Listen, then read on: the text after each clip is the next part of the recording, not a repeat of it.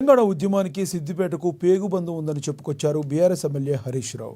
నేడు విద్యార్థులు యువత చేపట్టిన పాదయాత్ర రేపు బీఆర్ఎస్ పార్టీ అధికారంలోకి రావడానికి విజయ యాత్రగా కాబోతుందన్నారు.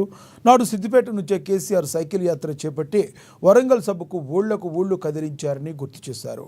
చాలా పార్టీలు పుడుతుంటాయి పోతుంటాయి, కానీ బీఆర్ఎస్ మాత్రం లక్ష్యాన్ని ముద్దాడిందని తెలిపారు.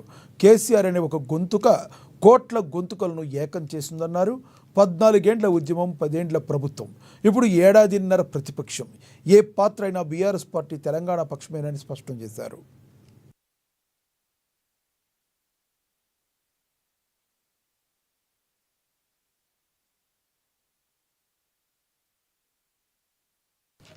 లంకలో రావణుడి అరాచకాలను అరికట్టడానికి ఆనాడు రామదండు కదిలింది.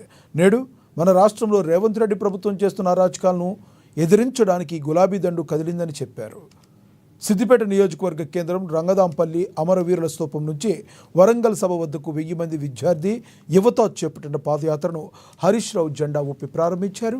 ఈ సందర్భంగా మాట్లాడుతూ కాశ్మీర్లోని పెహల్గాం ఉగ్రదాడిలో మరణించిన వారికి 2 నిమిషాల పాటు శ్రద్ధాంజలి ఘటిద్దాం.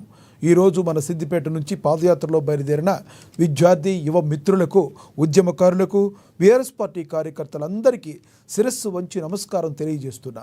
44 డిగ్రీల ఎండను కూడా లెక్క చేయకుండా 1500 మంది ఈ నెల 27న వరంగల్లో జరగబోయే పార్టీ రజతోత్సవం కోసం స్వచ్ఛందంగా తరలివచ్చిన మీకు హృదయపూర్వక శుభాకాంక్షలని తెలిపారు.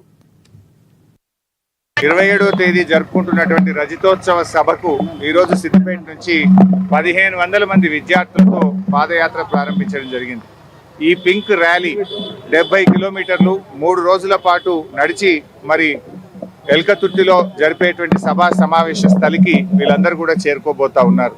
ఇలా యువతలో ఎనలేని ఉత్సాహం ఉంది. ఈ ప్రభుత్వం మీద తీవ్రమైనటువంటి ఆగ్రహంతో ప్రజలు ఉన్నారు. బీఆర్ఎస్ పార్టీకి సిద్దిపేటకు కూడా అవినాభావ సంబంధం ఉంది. ఆనాడు కేసీఆర్ గారు సిద్దిపేట ఎమ్మెల్యేగా, డిప్యూటీ స్పీకర్గా రాజీనామా చేసి సిద్దిపేట నుంచే గులాబీ జెండానెత్తి రాష్ట్రాన్ని సాధించారు కేసీఆర్ గారు. ఆనాడు ఆమరణ నిరాహార దీక్షకు కూడా సిద్దిపేటనే వేదికగా మారింది. అలాంటి సిద్దిపేట నుంచి ఈరోజు పెద్ద ఎత్తున మరి రజతోత్సవ సభ విజయవంతానికి యువకులందరూ కూడా పాదయాత్రతో బయలుదేరారు.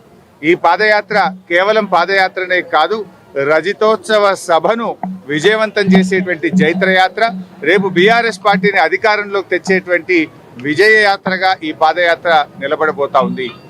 దేశంలో, ఈ రాష్ట్రంలో అనేక పార్టీలు ప్రారంభించారు. ఏ పార్టీ కూడా గమ్యాన్ని ముద్దాడలేకపోతాయి. చాలా తక్కువ పార్టీలే గమ్యాన్ని ముద్దాడుతాయి. అలాంటి పార్టీల్లో ఒకటి బీఆర్ఎస్ పార్టీ. పార్టీ పెట్టిన